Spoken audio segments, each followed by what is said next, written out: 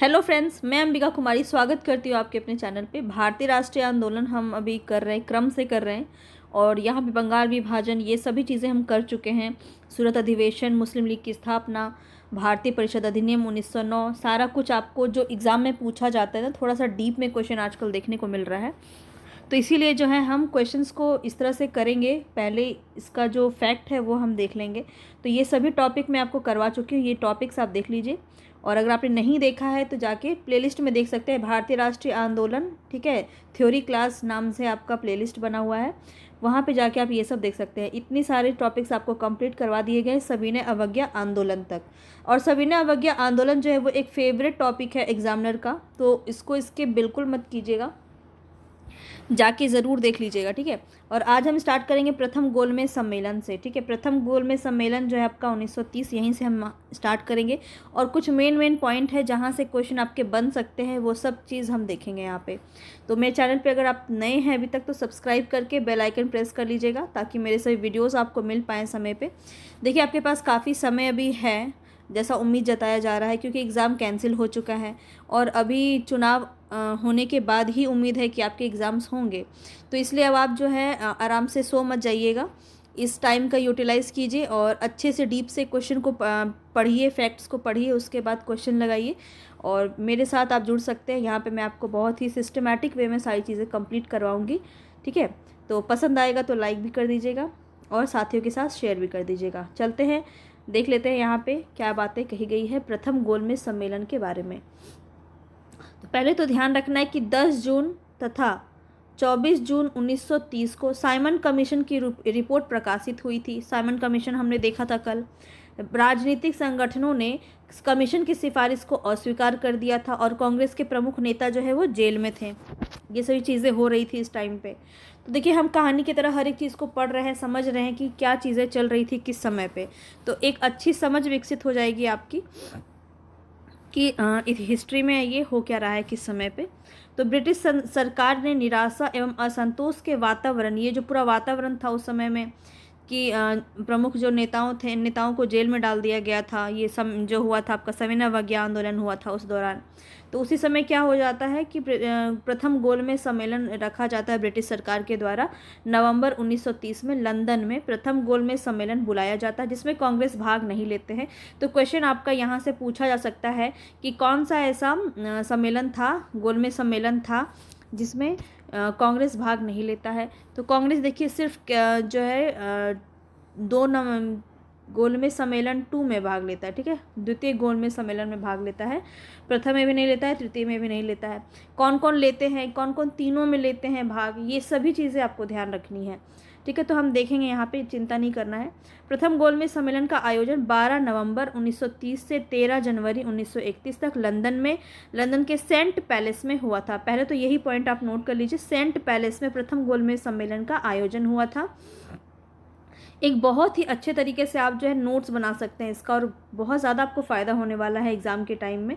और अगर आप नहीं भी बना पा रहे हैं तो मैं आपको इसके नोट्स प्रोवाइड करवा रही हूँ, टेलीग्राम पे जुड़ सकते हैं। कल तक का जितना भी पढ़ाया है सभी आपको PDF के फॉर्म में मिल गया है नोट्स टेलीग्राम पे, तो वहाँ से आप ले सकते हैं।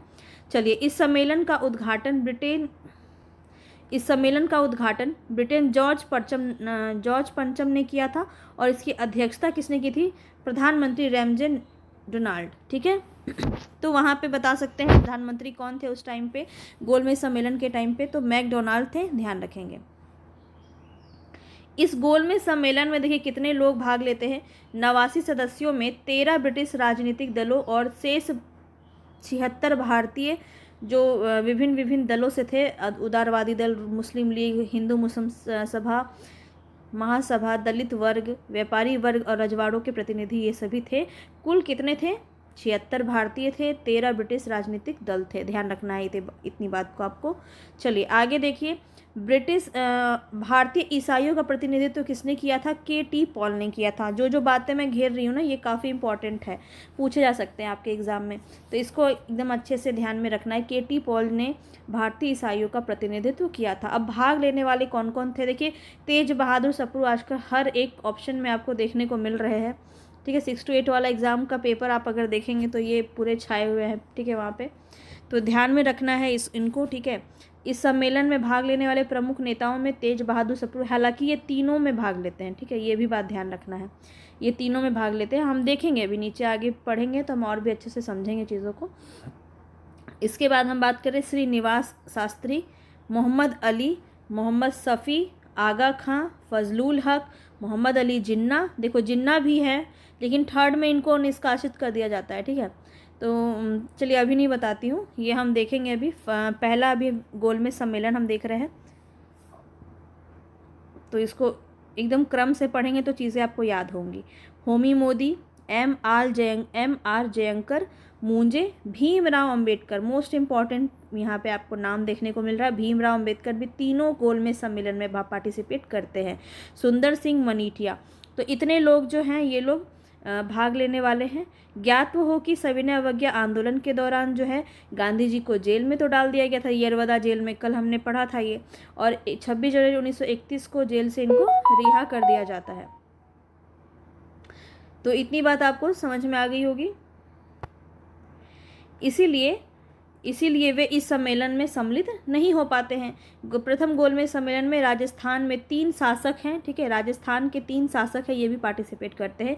बीकानेर के महाराज गंगा सिंह, धौलपुर के महाराज उदय भानु सिंह और अलवर के शासक जय सिंह। ये 3 जो है, ये 3 भी प्रथम गोलमेज सम्मेलन में पार्टिसिपेट करते हैं। तो इतनी ही बातें आपको गोलमेज सम्मेलन से ध्यान रखनी है, जो आपको कंक्लूड यहाँ पे कर दिया गया है। इसके बाद क्या होता है, गांधी इरविन के बीच में समझौता होता है, जिसके बाद द्वितीय गोलमेज सम्मेलन में गांधी जी जाते हैं और कांग्रेस भी पार्टिसिपेट करता है। तो ये सब अभी हम देखेंगे यहाँ पे। तो क्या था गांधी इरविन समझौता, इसको हम ध्यान से समझेंगे। 1931 5 मार्च सन 1931 को द्वितीय गोलमेज सम्मेलन के पूर्व, देखिए गोलमेज सम्मेलन के पूर्व क्या करता है, इरविन समझौता कर लेता ताकि गांधी और कांग्रेस भी इसमें भाग ले सके। के पूर्व एवं प्रथम गोलमेज सम्मेलन के पश्चात तेज बहादुर सप्रू तथा M.R. जयंकर के प्रयत्नों से, ये ध्यान रखना नाम, ठीक है, मध्यस्थता किन किन के बीच में हुई थी, तो M.R. जयंकर और तेज बहादुर सप्रू के प्रयत्न से गांधी एवं इरविन के मध्य फरवरी 1931 में दिल्ली में वार्तालाप होता है। दोनों के मध्य एक समझौता होता है जो गांधी इरविन समझौते के नाम से जाना जाता है। गांधी इरविन समझौता को दिल्ली समझौता के नाम से भी जानते हैं। मोस्ट इम्पॉर्टेंट फैक्ट मैं आपको बता रही हूँ, ये सभी बातें आपको ध्यान में रखनी है, ठीक है। इस समझौते के परिप्रेक्ष्य में देखिए सरोजनी नायडू ने क्या कहा था, सरोजनी नायडू ने कि गांधी और इरविन को इन्होंने 2 महात्मा की संज्ञा दी थी। चलिए अब इनके अनुसार क्या सारी बातें थी इसमें। गांधी इरविन समझौते के अनुसार गांधी जी के नेतृत्व में कांग्रेस सविनय अवज्ञा आंदोलन स्थगित करने के लिए तैयार हो गई। सभी युद्ध बंदियों, उनके विरुद्ध हिंसा का आरोप नहीं था, उनको रिहा करने का आदेश दे दिया गया। विदेशी कपड़ों और शराब की दुकानों पर शांतिपूर्ण धरना करने का अधिकार दिया गया। समुद्री तट प्रदेशों में बिना नमक कर दिए नमक बनाने की अनुमति मिली। कांग्रेस द्वितीय गोलमेज सम्मेलन में भाग लेने के लिए तैयार हो गई। तो ये सभी चीज़ें हैं आपके समझौते में हुआ। देखिए यहाँ पे एक बात और है कि यहाँ पे ये हुआ था कि जिन पे आरोप नहीं है, देखिए जिन पे हिंसा का आरोप नहीं था उनको रिहा करने का आदेश दिया। इसमें जो है गांधी जी ने ज़्यादा एफर्ट नहीं किया या क्या पता नहीं, तो उस वक्त अगर इनका एफर्ट होता, क्योंकि इरविन इस वक्त समझौते के मूड में था पूरी तरह से, तो ये भगत सिंह इसी समय जो है जेल में बंद थे और इसी समय उनको फांसी भी दिया जाता है, तो उनको भी रोक सकते थे गांधी जी। पर ऐसा कुछ नहीं होता है, जिन पे हिंसा का आरोप नहीं था उनको रिहा कर दिया जाता है, उन पर तो हिंसा का आरोप लगा था। गांधी इरविन समझौता का अधिकांश कांग्रेस नेताओं ने स्वागत किया। इनका समझौता का सभी ने स्वागत किया, लेकिन किसने नहीं किया ये देखना, आलोचना किसने किया। देखिए एक्सेप्शन वाले क्वेश्चन ही आपके पूछे जाते हैं, तो ध्यान रखेंगे। पंडित जवाहरलाल नेहरू और सुभाष चंद्र बोस ने यह कहकर इसकी आलोचना की कि गांधी जी ने पूर्ण स्वतंत्रता के लक्ष्य को बिना ध्यान में रखकर ही समझौता कर लिया, जो कि बिल्कुल सही था, ठीक है। ये आलोचना उन्होंने की कि यहाँ पे थोड़ी थोड़ी बातों को मान के यहाँ पे समझौता कर लिया गया है, यहाँ पे पूर्ण स्वतंत्रता का जो लक्ष्य था हमारा उसको ध्यान में नहीं रखा गया। कांग्रेस ने अपनी तरफ से सविनय अवज्ञा आंदोलन को समाप्त करने की घोषणा की तथा गांधी जी द्वितीय गोलमेज सम्मेलन में भाग लेने को तैयार हो गए। अब क्या होता है द्वितीय गोलमेज सम्मेलन, हम अभी पढ़ेंगे। इसके पहले आप ये देखिए ध्यान से कि गांधी इरविन समझौते के तहत गांधी जी 3 क्रांतिकारियों भगत सिंह, राजगुरु और सुखदेव की फांसी नहीं रुकवा सके। इसलिए उनको कांग्रेस के राष्ट्रवादी और वामपंथी युवाओं की तीखी आलोचना का शिकार होना पड़ा था। ठीक है, 23 मार्च यही वो काला दिन था। 23 मार्च 1931 को भगत सिंह, सुखदेव और राजगुरु को फांसी दे दी गई। दुखी और क्षुब्ध जवाहरलाल नेहरू ने कहा कि भगत सिंह का शव हमारे और इंग्लैंड के बीच खड़ा रहेगा। ये वाला कथन भी ध्यान में रखना है, भगत सिंह का शव हमारे और इंग्लैंड के बीच में खड़ा रहेगा। जवाहरलाल नेहरू ने ये क्षुब्ध होकर कहा था। चलिए आगे बढ़ते हैं। कांग्रेस के कराची अधिवेशन 1931 में जाते समय इन्हें काले झंडे दिखाए गए। नौजवान सभा ने भी काले झंडे दिखाए और गांधी वापस जाओ के नारे भी लगाए गए। तो देखिए ये बिल्कुल होना ही था ऐसा, और यहाँ पे ये सारी चीज़ें घटती हैं। इरविन के जीवनीकार जो थे एलन कैम्पबेल जॉनसन, ये कौन थे? इरविन का जीवनी इन्होंने लिखा था। उन्होंने गांधी इरविन समझौते में महात्मा गांधी के लाभों को सांत्वना पुरस्कार और इरविन के एकमात्र आत्मसमर्पण के बीच में के रूप में बातचीत के लिए सहमत होने को कहा था। गांधी इरविन समझौते के अनुमोदन का प्रस्ताव कराची अधिवेशन जवाहरलाल नेहरू ने इनकी अध्यक्षता में सरदार वल्लभ भाई पटेल ने की। अब इसको ध्यान से समझें कि गांधी इरविन समझौते के अनुमोदन का जो प्रस्ताव था कराची अधिवेशन में जवाहरलाल नेहरू ने किया, जबकि इसकी अध्यक्षता किसने की थी? सरदार वल्लभ भाई पटेल ने की थी कराची अधिवेशन। ठीक है, ध्यान रखेंगे। जवाहरलाल नेहरू ने कराची अधिवेशन में मौलिक अधिकारों राष्ट्रीय आर्थिक कार्यक्रम के बारे में प्रस्ताव पारित किए। मौलिक अधिकार और राष्ट्रीय आर्थिक कार्यक्रम के बारे में प्रस्ताव किस अधिवेशन में पारित हुआ?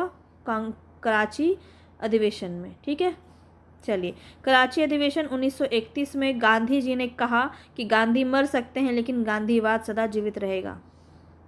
चलिए आगे बढ़ते हैं। द्वितीय गोलमेज सम्मेलन आ चुका है। अब इसमें क्या सारी चीज़ आपको देखने को मिलती है ये आपको ध्यान में रखना है। कुछ इंपॉर्टेंट पॉइंट है यहाँ पे, इसको समझेंगे।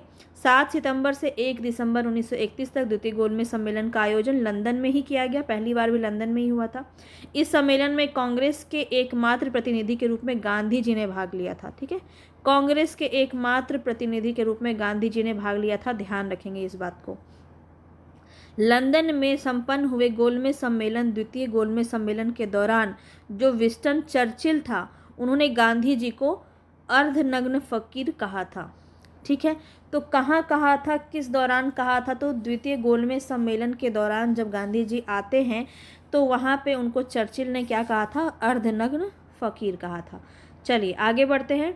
बताना है द्वितीय गोलमेज सम्मेलन में भाग लेने के लिए महात्मा गांधी बम्बई से लंदन SS राजपुताना नामक जलयान से गए थे। वे लंदन के किसंगले हॉल में ठहरे थे।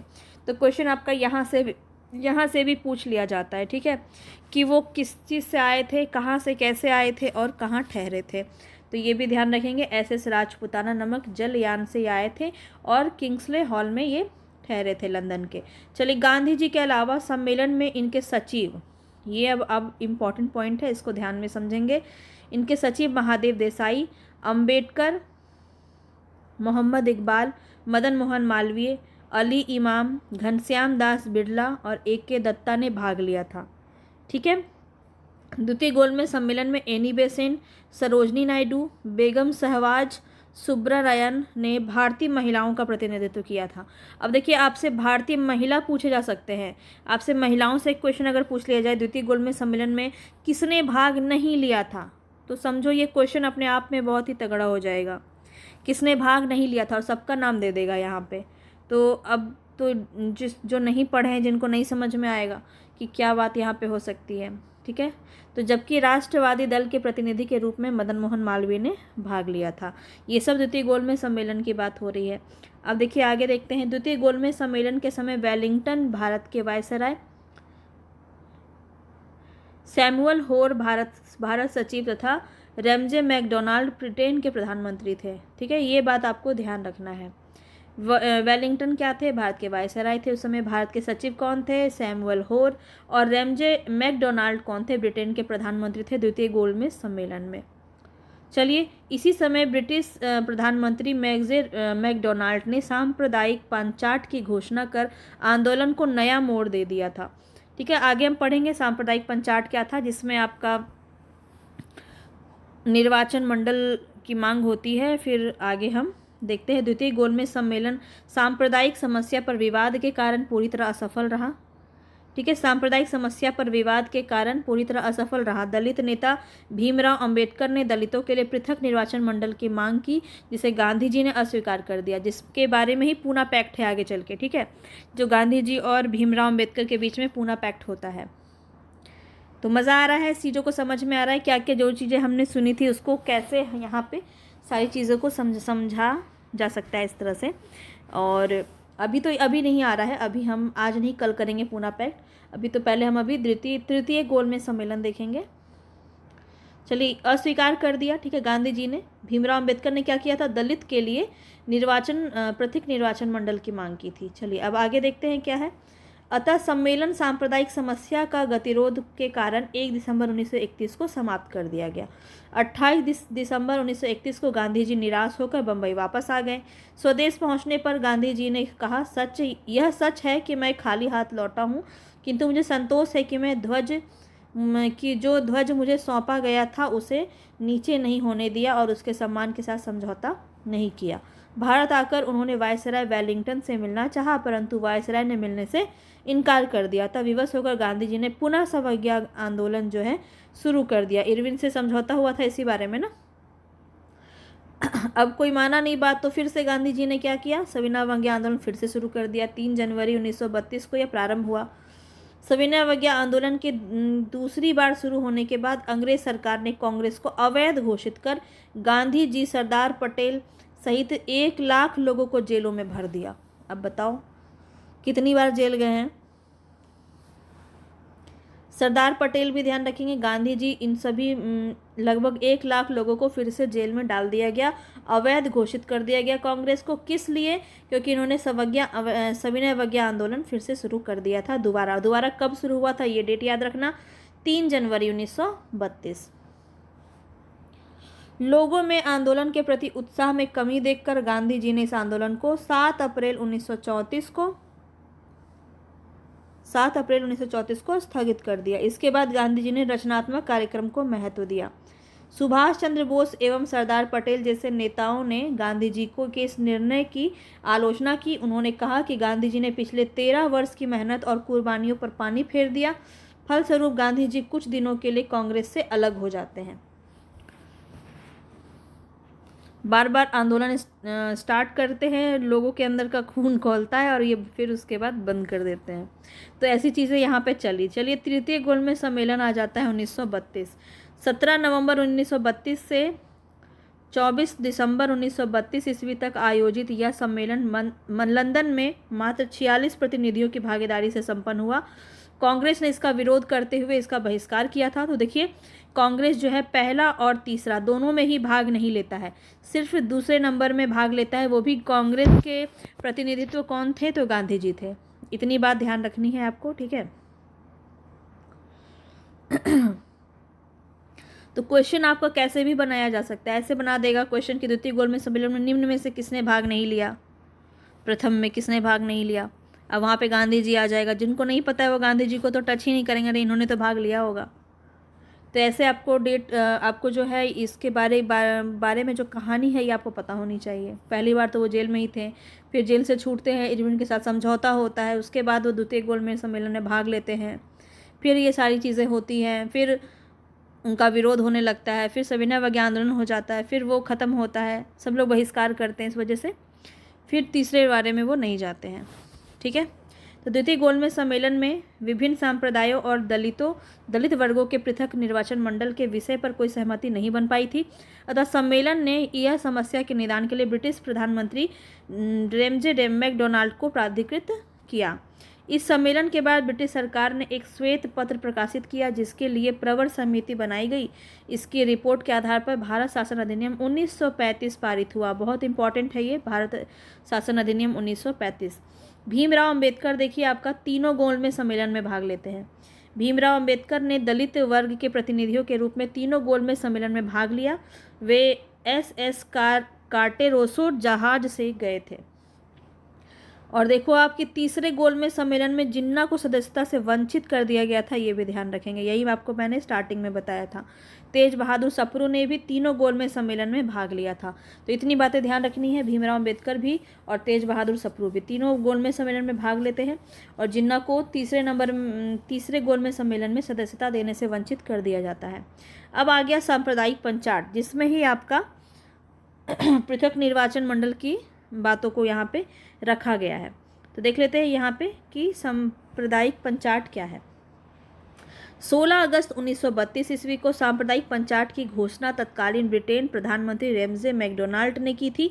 सांप्रदायिक पंचाट द्वारा, जिसमें मुसलमानों, ईसाइयों, सिखों, आंग्ल भारतीयों, महिलाओं और दलित वर्ग के लिए पृथक निर्वाचन पद्धति की सुविधा प्रदान की गई, जो केवल प्रांतीय विधान मंडलों पर लागू थी। आगे देखते हैं।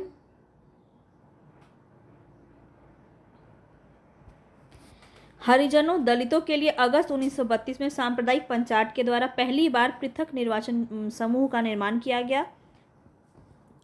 दलित वर्ग को हिंदुओं से अलग करके अल्पसंख्यक बना दिया गया। उत्तरी पश्चिमी सीमांत प्रांत को छोड़कर सभी प्रांत में महिलाओं के लिए पृथक निर्वाचन मंडल बनाए गए।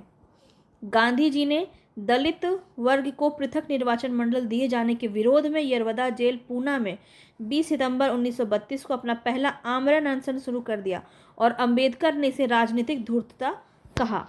अंबेडकर और इनके बीच में काफ़ी ज़्यादा यहाँ पे लड़ाई चल रहा था, एक तरह से मानसिक रूप से। तो आमरण अनशन इन्होंने शुरू कर दिया अपना, ठीक है। और गांधी जी ने अपना पहला आमरण अनशन 20 जनवरी 1932 को यरवदा जेल में रहते हुए ब्रिटिश प्रधानमंत्री मैकडोनाल्ड के सांप्रदायिक निर्णय के विरुद्ध जो है प्रारंभ किया था। ध्यान रखेंगे, इसी में जो है निर्वाचन मंडल की बात की गई थी। इसी से क्षुब्ध होकर 24 सितंबर 1932 को प्रधानमंत्री अंबेडकर और गांधी जी के अनुयायियों के मध्य पूना समझौता जो है यरवदा जेल में, यरवदा समझौता भी इसे हम कहते हैं क्योंकि यरवदा जेल में थे उस समय गांधी जी, और इनके बीच में ये समझौता होता है। तो क्या था पूना पैक्ट? पूना पैक्ट होता है, इसके बाद फिर द्वितीय विश्व युद्ध आ जाता है, जिसमें सपोर्ट किया जाता है कि भारत की स्वतंत्रता पर बात की जाती है पहली बार, फिर पाकिस्तान की मांग, ये सब चीज़ हम देखेंगे कल, ठीक है। तो आज आपको यहाँ तक समझ में आ गया होगा और इसको बार बार रिवीजन करना, तब आपको अच्छे से समझ में आ जाएगा, ठीक है। तो आज यहीं तक रखते हैं। कल की अगर मैं बात करूँ तो कल जो है हमने यहाँ पे अभी देख लिया, द्वितीय गोलमेज सम्मेलन देखा हमने, उसके बाद गांधी इरविन समझौता देखा, द्वितीय गोलमेज सम्मेलन देखा, तृतीय गोलमेज सम्मेलन देखा और सांप्रदायिक पंचाट देखा। ये सारी चीज़ें हमने यहाँ पे देखी। कल हम क्या क्या देखेंगे तो पूना पैक्ट हरिजन सेवक संघ होता है उसी वक्त, ठीक है, और द्वितीय विश्व युद्ध होता है, पाकिस्तान की मांग होती है, जुलाई प्रस्ताव आता है, अगस्त प्रस्ताव, लिंगित्को प्रस्ताव, ये काफ़ी इंपॉर्टेंट है। तो ये सभी जो है चीज़ है ये हम कल देखने वाले हैं। तो कल का भी आपको एक भी वैसे स्किप नहीं करना है। इसका व्यक्तिगत सत्याग्रह होता है गांधी जी के द्वारा, तो वो सब हम देखेंगे। एक एक पॉइंट इससे बहुत इंपॉर्टेंट पूछा जा सकता है, तो बिल्कुल भी इसको स्किप मत कीजिएगा। कैसा लगा बताइएगा ज़रूर, समझ में आता है या नहीं। और इसकी PDF के लिए आप मुझे टेलीग्राम पे फॉलो कर सकते हैं। कल मिलेंगे, तब तक के लिए धन्यवाद।